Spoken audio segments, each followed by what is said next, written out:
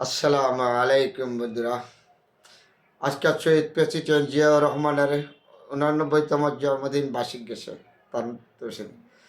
তাহলে শহীদ প্রেসিডেন্ট জিয়া রহমানের প্রতি আমাদের আন্তরিকতা, অভিনন্দন, শুভেচ্ছা, ভালোবাসা চিরদিন এই দেশের বাঙালি থাকবে।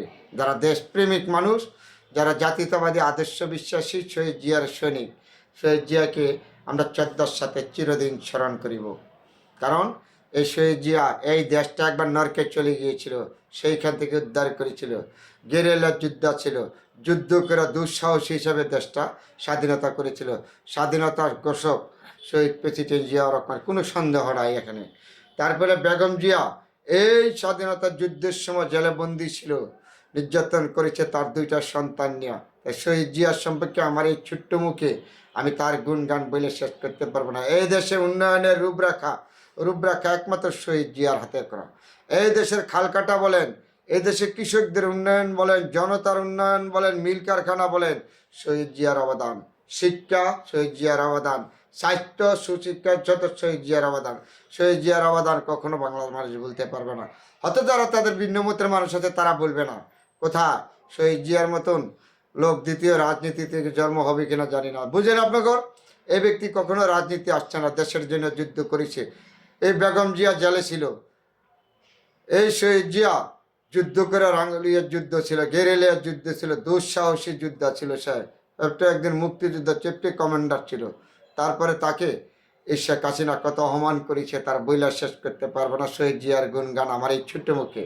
তারপরে বলেছি বেগম জিয়াকে যে নির্যাতন করেছেন শেখ হাসিনা, আপনি বাংলার বুকেতে যাবেন না, আল্লাহর তরফ থেকে শেখ হাসিনার বেশি গজব আসছে। কারণ বেগম জিয়াকে যে নির্যাতন করেছেন, আপনারা আজকে মৃত্যুর কোলে ঠেলে দিয়েছেন। আজকে বিদেশি ডাক্তাররা সাথে তাকে পড়া নাই। তাহলে এই জাতীয়তাবাদী দল আদর্শ দল, জনগণের দল, গণতন্ত্রের দল, জনগণের পক্ষের দল সবসময়। তাহলে আমরা যারা জাতীয়তাবাদী দল আছি, জাতীয়তাবাদী আদর্শ বিশ্বাসী আছি, তারা জাতীয়তাবাদের আদর্শ বিশ্বাসের উপরে দেশ আমরা এগিয়ে নিব। তারপরে বলেছি তার একটা সন্তান নির্মমভাবে হত্যা করেছেন এই স্বেচ্ছাচার শেখ হাসিনা। আরেকটা সন্তান হাত পা মাজা ভাঙ্গা দেশ থেকে তাড়িয়ে দিয়েছেন। তারপরে দেশের মানুষ বলে নাই বেগম জিয়া দেশ থেকে কখনো যায় নাই। বেগম জিয়া দেশ ভালোবাসছে, দেশের প্রতি কখনো বিদেশের মাটিতে যায় নাই। বলছে এই দেশ আমার, এই দেশের জনগণ আমার, আমি জনগণ সেইরা কখনো পালা যাব না। কখনো বেগম জিয়া যায় নাই। বেগম জিয়ার ইতিহাস, ওর জীবনে 5টা আসন থেকে নির্বাচন করেছে, 5টা আসন থেকে জিতছে। বিশ্বের ভিতরে কোনো নেত্রী নাই, শেখ হাসিনাও নাই। শেখ হাসিনা সাদেক হোসেন খোকার সাথে পরাজিত হয়েছে। সেই বেগম খালেদা জিয়ার প্রতি ভালোবাসা আজকে প্রমাণ, অল বিশ্ব তাকে সম্মান দিয়েছে। তো এয়ার অ্যাম্বুলেন্স দিয়ে থাকে এই বাংলাদেশের মানুষের বিভিন্ন রাজনৈতিক দল, সুশীল সমাজ, বুদ্ধিজীবী বেগম জিয়াকে সম্মান দিয়েছে। কিন্তু আকামুকাম যারা করছে, আকামুকাম করছে শেখ হাসিনা। আকামুকে তার দল, আকামুকামের দল, দেশের লুটপাটের দল, শেখ হাসিনার দল। শেখ হাসিনা তা পলাইলেই গেল, তোর খাঁচালত, তোর পরিবেশ, তোর জন্য ভারতকে তুই পলালি। সেই ভারত তোকে তারা আর কোনো রাষ্ট্র ঠাঁই দিবে না। কারণ তুই দেশের শত্রু ছিলি, গণতন্ত্র হত্যাকারী ছিলি, গুজবকারী ছিলি, হত্যাকারী। মানুষ নির্মমভাবে হত্যা করতো, নির্যাতন করতো সেই শেখ হাসিনা। তুই এই দেশে 21 বছর পরে কান্দাকাটি করে আসছিল, কখনো তোমার সুযোগ আর হবে না এই বাংলাদেশের মাটি থেকে আসার জন্য। এই বেগম জিয়ার সম্মান আল্লাহ পাক রব্বুল আলামিন দিয়েছে, আর তুমি পলাতকভাবে ভারতে চলে গিয়েছো। জেনে রাখবা একদিন তোমার এই মাটি থেকে তোমার বিচার হবে, কখনো জনগণ তোমাকে মাফ করবে না। কারণ বেগম জিয়ার সম্পর্কে আমার এই ছোট্ট মুখে বা যে শহীদ প্রেসিডেন্ট জিয়া রহমানের গুণগান গাই আমি শেষ করতে পারবো না। তারপরে একটু কথা বলেছি।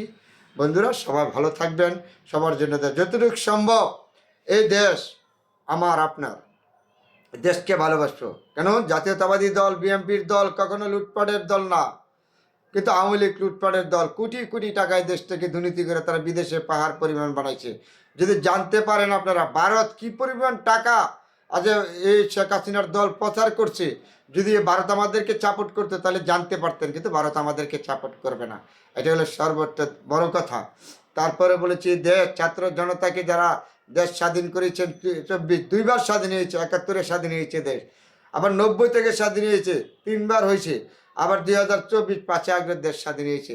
তাহলে এই দেশের মানুষ বেগম জিয়ার প্রতি, বিএনপির প্রতি, শহীদ জিয়ার প্রতি যে ভালোবাসা আবারও বিশ্বের কাছে প্রমাণ হয়ে গেছে।